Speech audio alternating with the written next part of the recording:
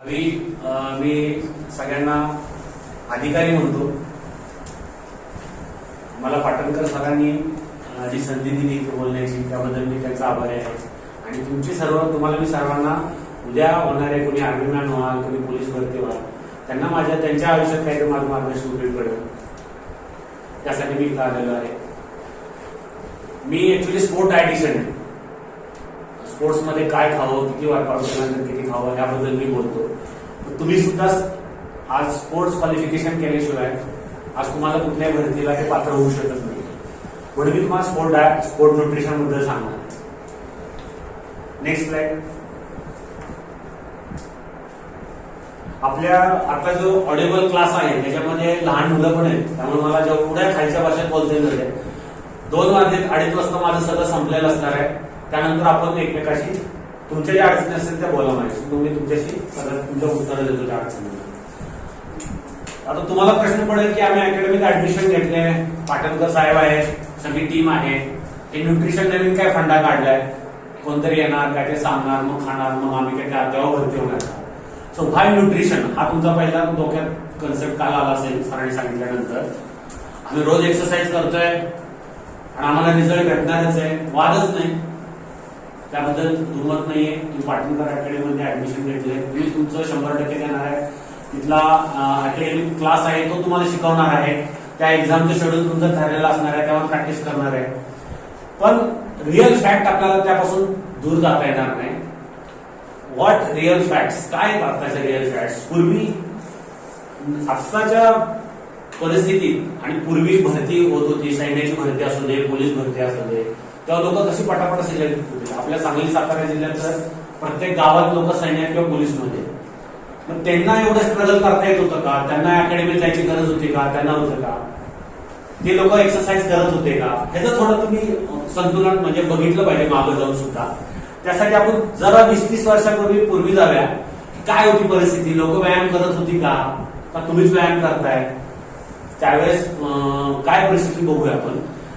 आणि मग भरतीला त्यांना काय प्रॉब्लेम येतो का? Next slide. जर व्यायामाबद्दल बघितलं तर पूर्वीपासून लोक व्यायाम करतात. ही पूर्वीची म्हणजे तुम्ही लहान वयामध्ये शाळेमध्ये उड्या मारणं, पळणं हा खेळ नेहमी करता. आता थोडं लोक ऍडव्हान्स झालेले आहेत, आता सुद्धा व्यायाम करतात. Next slide. सायकल म्हणलं, फक्त रूपांतर बदललेले. पूर्वीपासून आपण सायकलिंग, रनिंग करतोय. Next slide. आणि कसरतीचा व्यायाम म्हणलं तर बघा, पूर्वी तालमीत पोरं जास्त दिसायची, आता जिम मध्ये वर्कआउट होते. म्हणजे नेक्स्ट स्लाइड. की पूर्वीपासून व्यायामाला महत्व आहे, त्यात दुमत नाहीये. पण yes, people are well about exercise, but nowadays competition increases. पूर्वी एवढं कॉम्पिटिशन नव्हतं.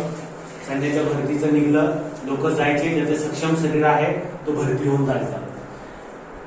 तो आपल्याला ह्या कॉम्पिटिशनच्या युगात जगण्यासाठी नुसता व्यायाम करून उपयोग नाही, नुसता अभ्यास करून उपयोग नाही, तर तिथं त्यावेळेस तुम्हाला रिफ्लेक्शन देणं गरजेचं आहे. तिथं तुम्ही तुमचा कटाफ असणार आहे. आता मी थोडा स्टडी केला तुमच्याकडे यायच्या आधी, तेव्हा बघितलं पोलीस भरतीसाठी 1600 मीटरचं जर तुम्ही 5:50 मध्ये तर 20 पॉईंट तुम्हाला भेटतात. जरा तुमचं टाइम म्हटलं की 18, 16 बरोबर आहे.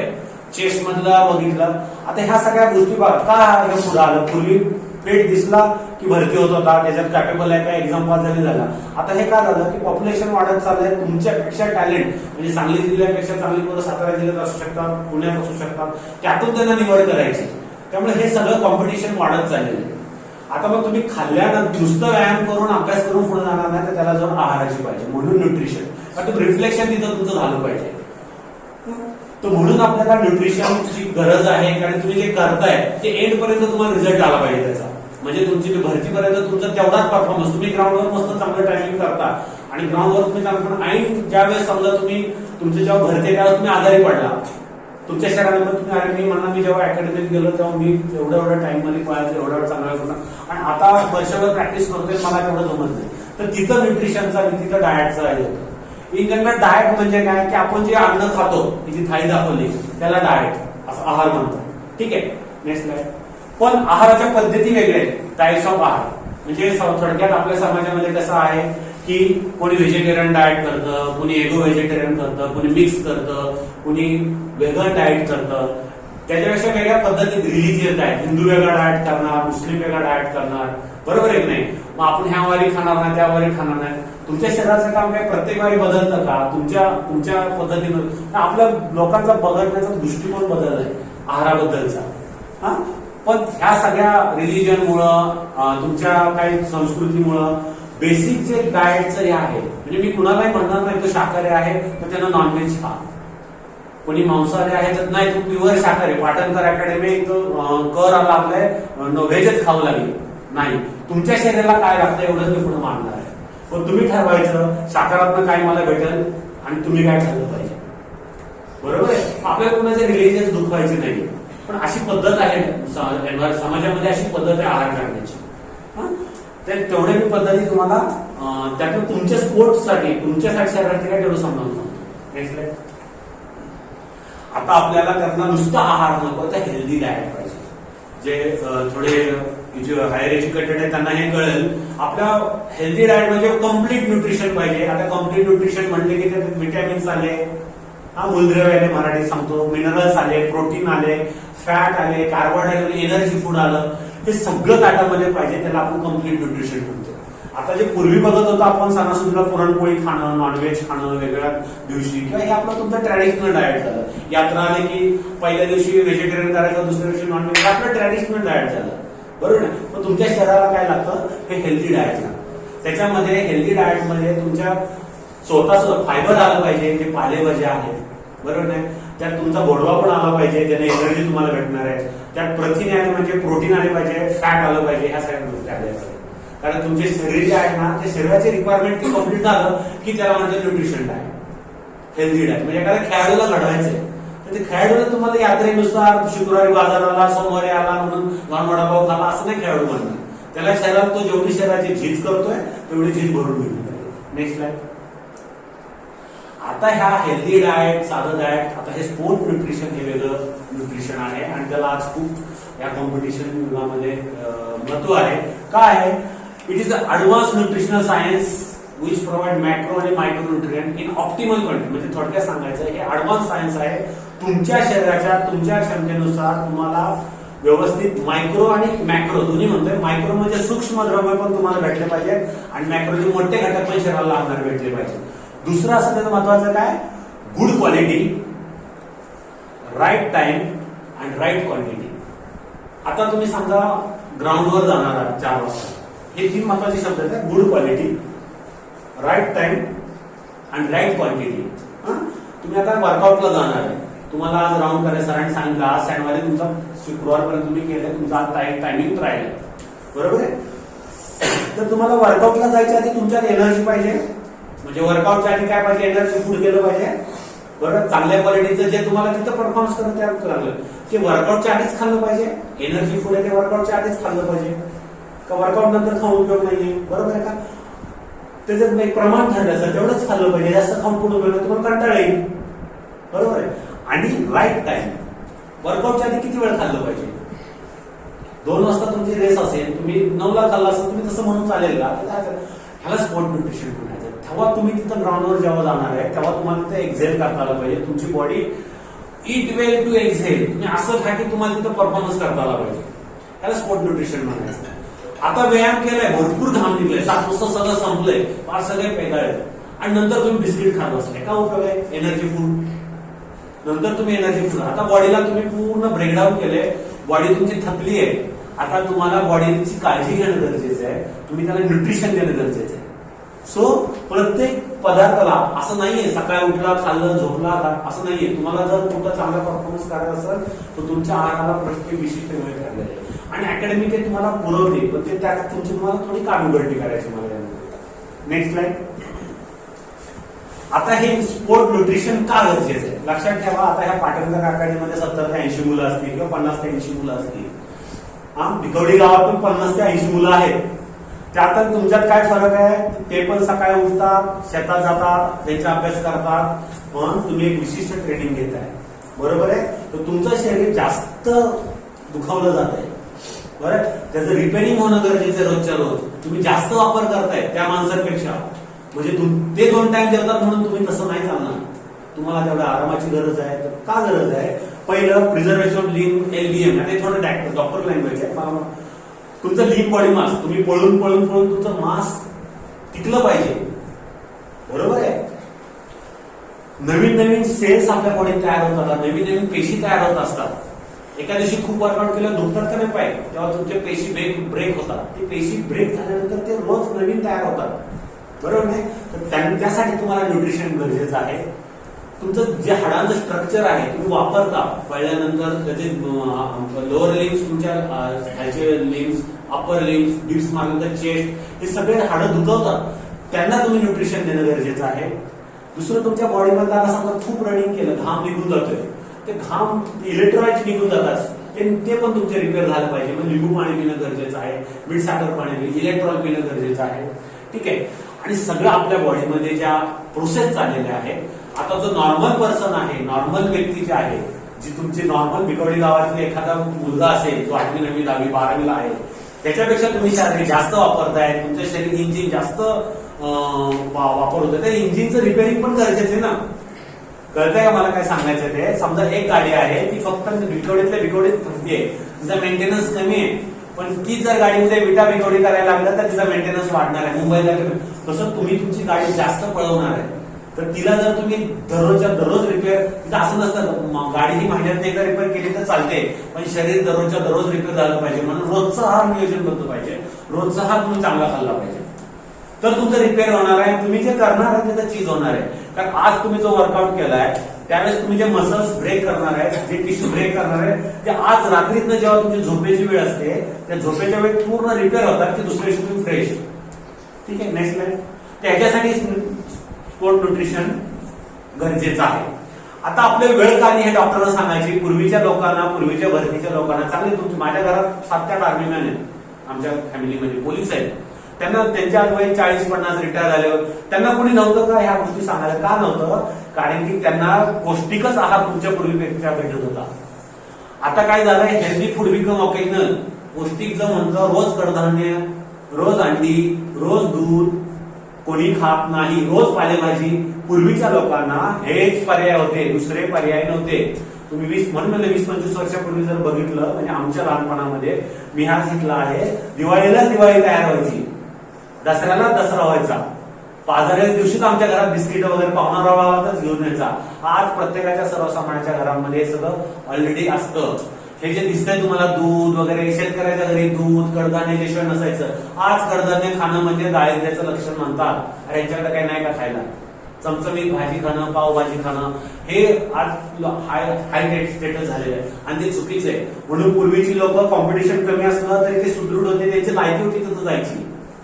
तुमची कॅपॅसिटी आहे, पण हे जे आता तुम्ही ज्या एन्व्हायरमेंट मध्ये राहताय त्या एन्व्हायरमेंट चांगलं नाहीये, म्हणून तुमची काळजी उघडणी गरजेचं आहे. आता आहारामध्ये आपलं हेल्दी फूड ऑकेजनल झालेलं आहे. कळत न तुम्ही बघा कराडला गेला, काय खाता? कुणी जातं का डेअरीमध्ये, वारणा डेअरीमध्ये जाऊन दूध पिऊन येतं का? नाही जात. तिथल्या जवळच्या कोयना डेअरीमध्ये जाऊन दूध पिऊन येतं का? नाही जात. काय करताय? कधी बेकरी फूड वगैरे राहतात, बेकरीचे पदार्थ खाता, आईस्क्रीम खाता, ह्यात तुम्हाला मोठे पण नेक्स्ट टाइम. आणि काय झालंय, हे ऑकेजनल फूड आता तुमचं रेग्युलर झालेलं आहे. हे कधी, हे चांगलं नाही मी म्हणत नाहीये, हे कधीतरी एन्जॉयमेंटचं फूड आहे, हे कधीतरी खाणं रोजच्या जीवनातलं चांगलं आहे, पण आता हे लोकांचं रेग्युलर झालंय. नेक्स्ट टाइम, तर हे जे आहे ऑकेजनल हेल्दी फूड, कधीतरी खायचे पदार्थ आपण जास्त खायला लागलोय, म्हणजे पौष्टिक आहार आपण कमी खातो. नेक्स्ट, आता बेसिक मुद्द्यावर येऊया. काय खाल्लं पाहिजे, आपल्या बॉडीला काय लागतं हे मी तुम्हाला सांगतो. आपल्या बॉडीला एक सूक्ष्म द्रव्य लागतात, त्याला मायक्रो न्यूट्रिएंट म्हणतो, आणि एक मोठे घटक लागतात, त्याला मॅक्रो न्यूट्रिएंट म्हणतो. सूक्ष्म म्हणजे काय, कॅल्शियम, व्हिटॅमिनच्या गोळ्या वगैरे तुम्हाला दिसतात, नाही माझं जरा आजारी पडल्यावर घेतात, आपल्याला ट्रेंड आहे आजारी पडल्यावर खातात कॅल्शियम व्हिटॅमिन, म्हातारी माणसं खातात, असं नाहीये. ते डेली बॉडीची गरज होती आणि खाल्ली पाहिजे, आहे गरज डेली. मॅक्रोन्यूट्रिएंट म्हणजे सकाळचा तुमचा नाश्ता, भाजी पोळी काय खाता तुम्ही, दुपारचं जेवण, रात्री जेवण, ह्यात काय जातं ते बघूया आपण.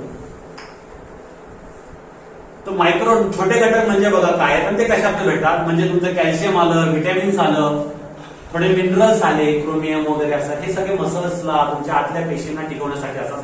हे तुम्हाला सगळे व्हेजिटेबल्स मधनं भेटतील, फळांमधनं भेटतील.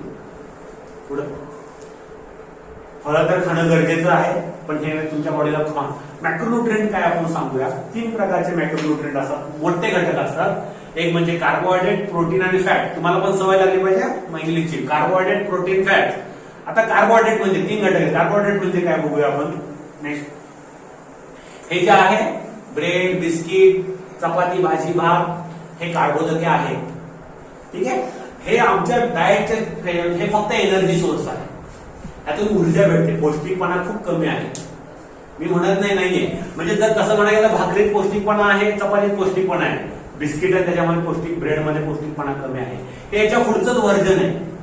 चपातीच्या मैद्यापासूनच ब्रेड बिस्किट जास्त टिकतं म्हणून ते तुमच्यापर्यंत येतं. हे आई बनवू शकत नाही आपली बिस्किट नाही. त्यामुळे तुम्हाला हे त्याला प्रोसेस करून आणावं लागतं. 7-8 दिवसाची प्रोसेसिंग असेल मग ते तुमच्यासोबत टिकतं ते. ठीक आहे. तर हा आमच्यासाठी तुमच्या स्पोर्ट्समन, आता तुम्ही सुद्धा डाएट मध्ये मी काम करतोय पण तुम्ही तुमच्यासाठी काम करतोय. तुमच्यासाठी हा फक्त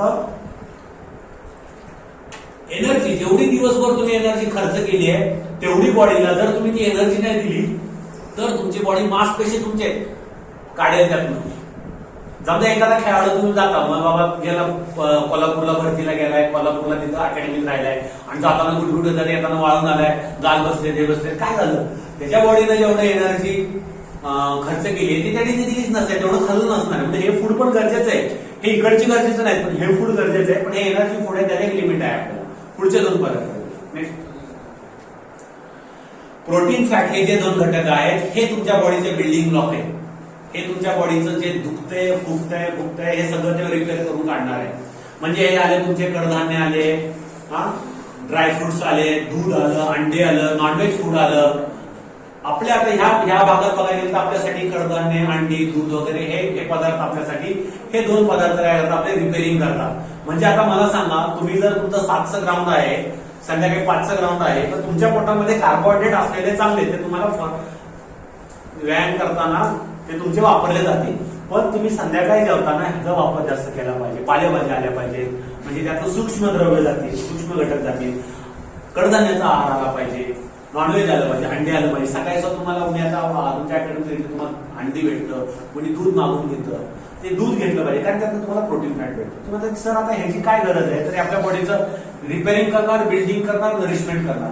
तुमचा जो आता तुम्ही रनिंग करताना, व्यायाम करताना जे टिश्यू छोटे छोटे दुखतं ना, तुमचं ते दुखतं म्हणजे तुम्ही फाडता त्याला, आणि तो फाटला की तो रिपेअर होतो आणि मोठा होतो आणि तो चांगला सक्षम होतो. तर तिथं रिपेअरिंगची प्रोसेस जेव्हा तुम्ही झोपी जाता तेव्हा हे 2 घटक जाऊन करतात. बरोबर आहे. तर हे पदार्थ आपण खात नाही आणि हे आपल्याला चवीला आवडत नाही. कुणालाही सोयाबीन असे कच्चे खायला आवडणार नाही, मटकीची भाजी पोरं खात नाही, कडधान्य खात नाहीत, तर त्याला चव नसते. पण हे जर तुम्ही चपाती बघा, भात, बिस्किट म्हणा, हे पदार्थ खाता कारण त्याला चव आहे. पहिला जो 1 घटक आहे तो चवदार आहे, हे 2 घटक चवदार नाहीये. तूप लोक काही बरेच पोरं तूप खात नाही. बरोबर आहे. अंड खात, अंड्याचे पिवळे कोण खात नाही, आवडत कुणाला नाही अंड्याच्या पिवळ्यांचं, सगळे खातात, आवडत नाही.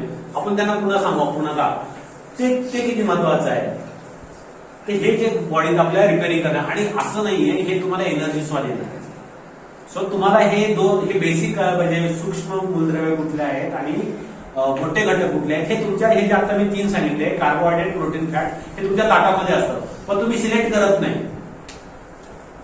बऱ्याच अकॅडमीमध्ये मी जाऊन बघतो पालेभाज्या पोरं टाकून देतात, कढई कशी तशी राहते, पालेभाज्या कोणी खात नाही. का? तुम्हाला वर्कआउट केल्यानंतर पालेभाजी नको का पोटात जायला?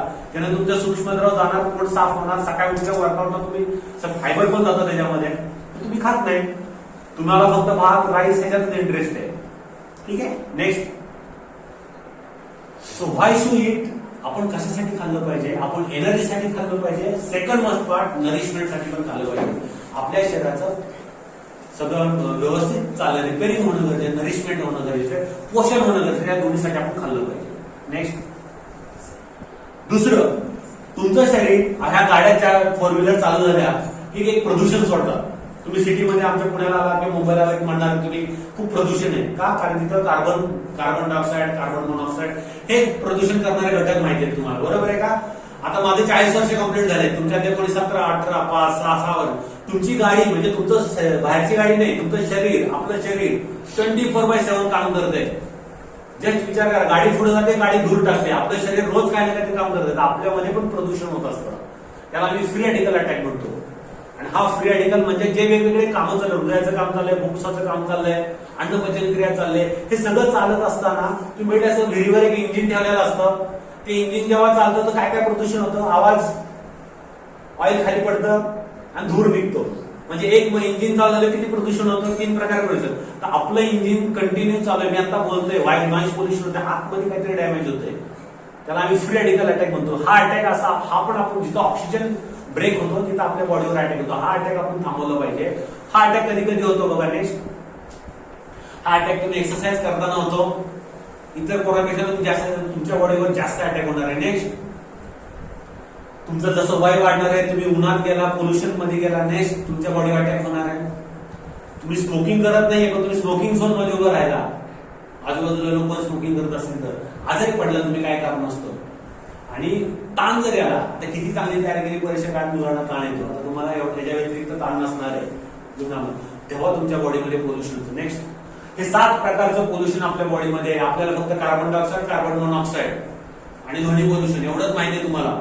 पण आपल्या बॉडीमध्ये बघा हे सगळे आयन्स बाहेर, फ्री रॅडिकल अटॅक बाहेर पडत असतात. तर ह्याला थांबवण्यासाठी तुम्ही काहीतरी खाल्लं पाहिजे. नेक्स्ट, हे खाल्लं पाहिजे अँटीऑक्सिडंट. कोविड मध्ये काय कुठली गोळी खात होता तुम्ही सगळे? Vitamin C. ह्या छोट्या मुलीला पण माहिती आहे. 2 वर्षापूर्वी बघा, विचारा कोणाला व्हिटॅमिन सी माहिती होतं का तुम्हाला? व्हिटॅमिन सी ने कोविड बरा होतो का? नाही. काय वाटते? तुमची प्रतिकारशक्ती वाढते. माझे 700-800 क्लायंट आहेत, रोज व्हिटॅमिन सी खातात, रोज लिंबू खातात जेवणामध्ये, रोज पालेभाजी खातात. ते पण तुम्ही कारण त्यातनं एक मूल्य भेटतात. अँटीऑक्सिडंट म्हणजे काय? तुमची आर्मी, तुम्ही आर्मीत जाणार आहे, या देशाला वाचवणार आहे. तुम्ही ह्या इंडियाचे अँटीऑक्सिडंट आहात, तुम्ही कोणाला आत शिरून देणार नाहीये. हे फ्री रॅडिकल देश सांभाळायचं म्हणल्यावर बाहेरचं तुम्हाला धोका आहे, पोलीस होणार, तुम्ही तेवढा जिल्हा सांभाळणार आहे, तुम्हाला तिथल्या काही घाण प्रवृत्तीचा धोका आहे, तुमच्या शरीरात 24/7 धोका जो चालू आहे त्याला आम्ही फ्री रॅडिकल म्हणतो. तर फ्री रॅडिकल तुम्ही हे सगळे पालेभाज्या खाल्ल्या पाहिजेत, कडधान्य खाल्ले पाहिजे, सगळे व्हेजिटेबल्स खाल्ले, कलरफुल जे दिसतात, टोमॅटो दिसतं, काकडे दिसते, वेगवेगळ्या कलरचं, ती फळं खाल्ली पाहिजे तुम्ही. आणि त्याच्या जोडीला जर तुमच्यासारखे वर्कआउट ऍटलीस्ट वर्क असतं, तुमच्या शरीरामध्ये व्हिटॅमिन ई गेलं पाहिजे, सी गेलं पाहिजे, झिंक, मिनरल, हे तुम्ही आजारी पडू नये म्हणून, आजारांपासून वाचवायचं नाही मला, तुम्हाला स्ट्रॉंग करण्यासाठी खाणं गरजेचं आहे. ठीक आहे. आता सगळ्यात मोठं तुम्हाला टेन्शन, आपला टॉपिक एंड होत झालेला आहे की अंड्यातलं पिवळं खायचं का नाही, त्याचा मला वास येतो, किंवा त्यानं कोणीतरी सांगितले कोलेस्ट्रॉल आहे, दुधावर साईज खायची का नाही, काय का न मळमळतं, तूप खायचं का नाही, पनीर खायचं का नाही. तर हे ऍक्च्युली तुमच्या डोक्याबाहेरचं आहे, पण हे कुणीतरी सांगितलं पाहिजे म्हणून मी सांगतोय. आज तुम्ही जर उभा राहून एखादं बिस्किट खायचं असेल तर कुठलाही मित्र येईल तुमच्या बरोबर, तुम्हाला खाऊ लागेल बिस्किट, तो काय म्हणणार नाही अरे खाणे कशाला खातोय. एखाद्या वेळेस तुम्ही काय व्यसन करत असाल तर तुम्ही म्हणाल, पण इथून पुढे लक्षात ठेवा, तुमच्या सगळ्या तरुण पिढीला जागृत करणं गरजेचं आहे. हे समाजाचं सगळ्यात मोठं व्यसन आहे. फास्ट फूड, बेकरी पदार्थ हे समाजाचं सगळ्यात मोठं व्यसन आहे. आणि आपण म्हणतो ह्या पदार्थांना, हे आपल्या शरीराचे बिल्डिंग ब्लॉक आहेत. तुम्ही सांगा मला, अंड्यामधनं प्रोटीन जाणार, फॅट जाणार, कसं काय अंड्यात तुम्हाला धोका देईल? प्रोटीन आणि फॅट हे तुमचे बिल्डिंग ब्लॉक आहेत. कसं सांगतो मी तुम्हाला, केस गळत असेल तर तुम्ही कुठला शॅम्पू वापरता? प्रोटीन युक्त ना. स्किन, थंडीमध्ये स्किन फुटली तर तुम्ही काय फॅट लावता? चांगलं फॅट लावता ना. पण आज लोक पोरं तूप खात नाहीये, त्यांची स्किन खराब होते. तूप खात नाहीत म्हणून तूप खाल्लं पाहिजे तुम्ही, आपल्याला घाबरवलं जातं ते. अंड्यातलं पिवळं खाल्लं, त्यात जास्त न्यूट्रिशन आहे, व्हाईट मध्ये तर न्यूट्रिशन जास्त न्यूट्रिशन आहे. कळलं का? दुधाची साई सगळं दूध पिलं पाहिजे, काही वजन वाढत नाही तुमचं. जे हे वाढण्याच्या मागं हे बेकरी, तुम्ही अभ्यास करा, तुम्ही काय खाताय, तुम्ही काही खातच नसता आणि तुम्ही म्हणता की त्यानं वजन वाढतात किंवा काय होतं. ऍक्च्युली हे जिंदगीला चांगलं नाही लागलं. म्हणजे थोडक्यात मी उदाहरण देतो, इथे 4 अंडी ठेवली, 2 चांगली बिस्किट, नाव घेत नाहीये कारण रेकॉर्डिंग चालेल, कंपनीवाले मला मारेल. 2 बिस्किट पुढे ठेवले आणि तुपाची वरणी ठेवली. बिस्किट किती 2 पुढे अजून रिप्लेस होतील, पण ते अंडी तोंड वाकडे होतील खाताना, बरोबर आहे की नाही? तर हे जे फॅट आणि प्रोटीन आहे ना, हे चवीला चांगलं नाहीये, पण ते तुमचे मूलभूत घटक आहेत. आपली स्किन प्रोटीन फॅटने बनलेली आहे, आपले केसस प्रोटीन फॅटने बनलेले आहे, आपले मसल्स सगळे मसल प्रोटीन फॅटने बनलेले आहे. का आपले सगळे ऑर्गन्स त्यानं बनले. आता आम्ही डॉक्टर, आम्हाला डिसेक्शन करायला होता, तो ऑर्गन कशानं, ते सगळं, पण ते कसं काय तुम्हाला धोका देईल? तुम्ही मला किडनी, लोक अजून समाजामध्ये किडनी फेल होऊ शकते, जास्त अंडी खाली असं उष्णता होते. आणि उष्णता कशाने होते? एनर्जी फुटणं. जास्त एनर्जी खाल्ली तर उष्णता होईल ना. ह्याच्यात एनर्जी किती आहे आणि तुमची कॅपॅसिटी बाहेर खाऊ शकत नाही. हे पदार्थ तुम्ही तुमच्या कॅपॅसिटीच्या बाहेर खाऊ शकत नाही. म्हणजे मी सांगतो आता अवरेज मला असं कळतं की तुमच्या 50 किलो ते 60 किलो तरी भरतीची पोरं असतात. 50 ग्रॅम प्रोटीन खाणं गरजेचं आहे तुम्हाला. जर तुमच्या घरात तुम्ही जर चॅलेंज लावलं तुम्ही 50 ग्रॅम किंवा 70-80 ग्रॅमच्या 100 ग्रॅमच्या वर खाऊ शकत नाही का तुमचं प्रोटीन 100 ग्रॅम प्रोटीन म्हणजे माहिती आहे का तुम्हाला कसं जाईल? एका अंड्यात अवघं 6 ग्रॅम प्रोटीन जातं. 15 अंडी कोण खाईल का? ती तुमच्या शरीराची समजा माझ्यासारख्याला 150 ग्रॅम प्रोटीन खावं लागतं. 80 किलो वजन आहे माझं, 150 ग्रॅम एवढं माझं स्पोर्ट्स मध्ये गरज आहे माझ्या शरीराला रिपेअर करण्यासाठी. बरोबर आहे का? आता तुम्ही सांगा मला माझ्या शरीराची गरज आहे म्हणजे मला कसं काय त्रास देईल? तुम्ही कुठेतरी 1-2 खाता त्याला बदनाम करता. पण तुम्हाला जे आता जे प्रॉब्लेम आहे ते ह्या पौष्टिक घटकामुळे नाही आहेत. ह्याला मी नेक्स्ट कोलेस्ट्रॉल मिक्स म्हणून एक आर्टिकल आहे, तुम्ही नेटवर टाकू शकता. 2015च्या गाईडलाईन मध्ये त्यांनी सगळं क्लिअर सांगितलंय. कुणी सांगितलंय? US FDA ही डायटिंगची टीम आहे.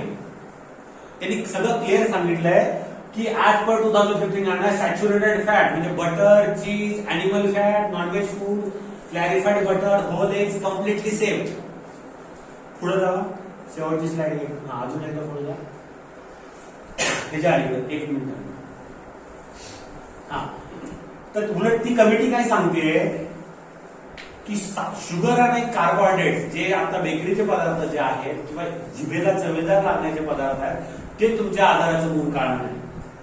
कारण गॅरंटी असं आहे की हे पदार्थ तुम्ही जास्त पचवू शकता. Okay, next. आता सगळ्यात शेवटचा मुद्दा ट्रायपॉड ऑफ फिटनेस. मी डाएटवर बोललो, तुम्ही ट्रेनिंग घेणार आहात आणि रेस्ट अँड रिकव्हरी हे 3 तुमचे मुद्दे. तुम्हाला शेवटी बघा मला एवढं तुम्हाला सांगायचं आहे की ह्या अकॅडमीचे 70 बरोबर 100 भेटते. पण अकॅडमी तुम्ही डिसिप्लिनली लावून जाल. त्या डिसिप्लिन बद्दल मी बोलतोय. तुम्हाला रेस्ट रिकव्हरी इथं बघा घरात तुम्ही टीव्ही बघत बसणार, कधी झोपणार माहित नाही. रिलेटिव्ह आला तुम्ही झोपताय बरोबर तुमची बॉडी 6-7 तास रेस्ट होते. म्हणजे हा पार्ट तुमच्याकडे इथं करून घेतला जातोय, ट्रेनिंग करून घेतलं आणि डाएट पण होतोय. आणि हा फिटनेसचा ट्रायपॉड आहे आणि हे घरी नाही होऊ शकत. होऊ शकतं ज्याच्या आयुष्याला शिस्त आहे तोच करू शकतो.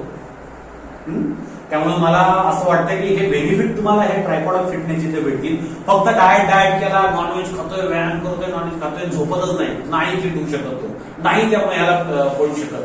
6 ते 7 तास झोपच झाली पाहिजे. कारण तुम्ही दिवसभर जे बॉडी थकवताय ते रिपेअर झाली पाहिजे, तुमची बॉडीची झीज भरून आली पाहिजे. तर हा ट्रायपॉड ऑफ फिटनेस नका. कारण तुम्ही खूप ट्रेनिंग केली तरी तुमचं नुकसान होईल जर तुमची झोप आणि न्यूट्रिशन नसेल तर. कारण तुम्ही झोप नाही घेतली, हे दोन्ही केली तरी तुम्हाला मेटाबॉलिक ट्रेसर होईल, तुम्हाला काही प्रॉब्लेम निर्माण होईल, हे दुखल ते दुखल होईल. ह्या 3 गोष्टी जर तुम्ही लक्ष व्यवस्थित दिलं, डाएट, ट्रेनिंग आणि रेस्ट रिकव्हरी, तर मला वाटतं ट्रेनिंग आणि रेस्ट रिकव्हरी, ट्रेनिंग मध्ये ही मास्टर लोक आहेत तुमच्याकडे करून घेतात. आज ते स्वतः सेकंड रिझ्यू झाले तर ते नंतर ते हा त्यांचा सेकंडरी जॉब ते करतात. तर ट्रेनिंग मध्ये तुम्ही फसत नाहीये. त्यांनी अकॅडमीला ही गुरुकुल आहे, चांगला कन्सेप्ट आहे पाटणकर साहेबांचा. इथं नुसतं नाही की तुम्हाला तेवढा तास आराम आहे, तेवढा तास व्यायाम आहे ठरलेल्या वेळेला. सकाळी उठला 4-12 पर्यंत व्यायाम करतोय नंतर झोपतो असं नाही. सकाळी बघा ते बरोबर 2 तास व्यायाम घेतात आहे, त्यानंतर तुमचे प्राणायाम घेतात आहे. प्राणायामध्ये पूर्ण बॉडी तुमची रिलॅक्स होते. नंतर पुन्हा तुमचं एज्युकेशन होतंय, तुम्ही इथं रिलॅक्स होताय, खाताय, पुन्हा आराम करताय, पुन्हा तुम्हाला ट्रेनिंग देतात, पुन्हा आराम होतोय. म्हणजे हिथलं शेड्यूल व्यवस्थित आहे. रेस्ट रिकव्हरी तुम्हाला फरक कुठं पडणार आहे? काहीच नाही. त्यामुळे तुम्ही ट्रायपॉड ऑफ फिटनेस मध्ये जाणार आहे आणि 100% तुमची बॉडी परफॉर्मन्स करणार आहे. हा सगळ्यावर लक्ष दिलं तर. Next slide. सो सांगायचं इट बेटर नॉट लेस. कमी खायचं नाही. पुढं अन्न आहे, काय काय लागतं आपल्या शरीराला मी तुम्हाला सांगितले, ते बेटर खायचं. कडधान्य काय आहे, कडधान्य खायला लागतात. डाळ केली आज आमच्या घरात करतच नसते. तुमच्या घराच्यांना माहितच नाही, ह्या लोकांना काहीतरी माहिती चांगलं म्हणून तर तुम्हाला इथं टाकलं ना. तुमची आई म्हणजे सोन्यानं काय खाल्लं ना म्हणून बिस्किट पुढे आणून देते. तिला विचारायला काय माहिती? तिथं फक्त प्रेम आहे. इथं प्रेम नाही, इथं डिसिप्लिन आहे. त्यांनी जे दिलंय ते का दिलंय, पूर्ण जेवण त्यामध्ये काय पालेभाजीला काय महत्व आहे ते सगळं तुम्ही खाल्लं पाहिजे. वेगळं काय केलं खाल्लं पाहिजे. तर इट बेटर नॉट लेस. कमी खायचं नाही. काही मुलं खातच नसतील, भाजी आवडीची नसेल तर. दुसरा create healthy habit not restriction. आता तुम्हाला हे काय, आता मी अकॅडमिक भरती झालं की मी फक्त एकदा सिलेक्ट झाले की मी काय पण केलं नाही. तुमच्या शरीराला तुम्ही चांगलं द्या, तुमचं शरीर तुम्हाला आयुष्यभर साथ देईल. आज तुम्ही हिरो बघता, काही खेळाडू बघता, किती ऍथलेटिक, किती सुंदर दिसतात. क्रिस्टियानो रोनाल्डो, उसेन बोल्ट, कसलं आहे त्यांचे बॉडीमध्ये. तुम्हाला त्यांच्याकडे बघितलं तर तुम्ही सगळ्यांच्या हजारो लोकांच्या नजर तुमच्याकडे बघितलं जातं का? नजर का? तुमच्या बॉडीला तुम्ही रिस्पेक्टच देत नाही. तुम्ही कसं काय समाजात चांगले दिसणार? तर चांगलं खा, तुमची बॉडीला चांगलं द्या, बॉडी तुम्हाला रिस्पेक्ट देईल. Eating well for self respect. आम्हाला मी बोलतोय म्हणून मला रिस्पेक्ट देऊन तुम्ही उद्यापासून चांगलं खाऊ नका. स्वतःचा रिस्पेक्ट. आपण तुम्ही पाटणकर गुरुजींना असं करता कारण तो व्यक्ती तुम्हाला चांगलं शिकवतो, चांगलंच सांगतो. म्हणत नाही की त्याला भांड रे, तू त्याला मार रे, असं सांगत नाहीये. म्हणून तुम्ही रिस्पेक्ट देता. आई वडिलांना आपण पाया पडतो, आई वडिलांना नमस्कार करतो, मोठ्या व्यक्तीला नमस्कार करतो. का करतो? तुम्ही त्यांना रिस्पेक्ट देता. तुम्ही 2 मिनिटं शांत बसा, तुम्ही तुमच्या बॉडीला रिस्पेक्ट दिला का? आज दिवसभर काम केले, बॉडीला अंगाला चोळलंय का? कुठं दुखतंय तिथं? थाईज दुखतात, थाईज चोळले पाहिजेत त्याला. थाईजला काय लागते? गुलाबजाम लागतात का? स्वीट जेवणामध्ये एखादी फिश असेल तर आहे का? एकच गुलाबजाम त्यांना पैसे घेतात, बोलतात. मी पण तसं होतं. पण त्यांनी त्याच्यावर पालेभाजी दिली, त्याच्यात त्यांनी गेलं पाहिजे. त्या आयला गुलाबजाम नाही लागणार, त्याला प्रोटीन्स लागणार आहे, कडधान्य लागणार आहे, बरोबर नाही? एग्स लागणार आहे, नॉनव्हेज लागणार आहे, दूध लागणार आहे. ह्या गोष्टी लक्षात. त्याला रिस्पेक्ट दिला की दुसऱ्या दिवशी पाय दुखणारच नाही. सो तुमच्या बॉडीला जर तुम्ही चांगलं खाल्लं, सेल्फ रिस्पेक्ट भेटेल, तुमची बॉडी तुम्हाला कुठंही परफॉर्मन्स मध्ये कमी पडणार नाही.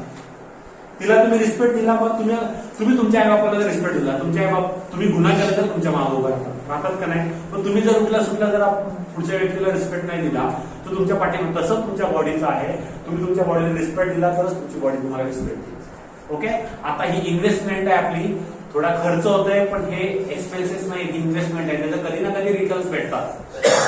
Next slide. थँक्यू. 5 मिनिटं लेट झालं तर सांगायचं एवढंच आहे. कशाला खायचं, का खायचं, एवढ्या जरी तुमच्या आयडिया क्लिअर झाल्या तरी मला वाटतं पुष्कळ आहे.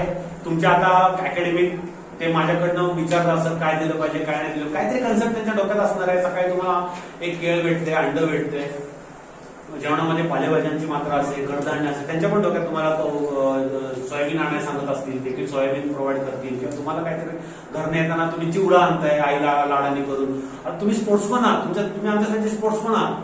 कळलं का? तुम्ही एक अधिकारी तयार होणार आहे. तुम्ही पोलीस भरती होणार, आर्मी भरती होणार. तुमचा फिटनेस किती हाय लेवल आहे. तुम्ही ते चिवडा चकली खाऊन पुढे जाणार आहे का? तुम्ही काय खाल्लं पाहिजे? तुमच्या शरीराला लागतं ते खाल्लं पाहिजे. मग मी म्हणत नाही की त्यांनी काजू बदामच खा, शेंगदाण्यात पण तेवढे न्यूट्रिशन असतात.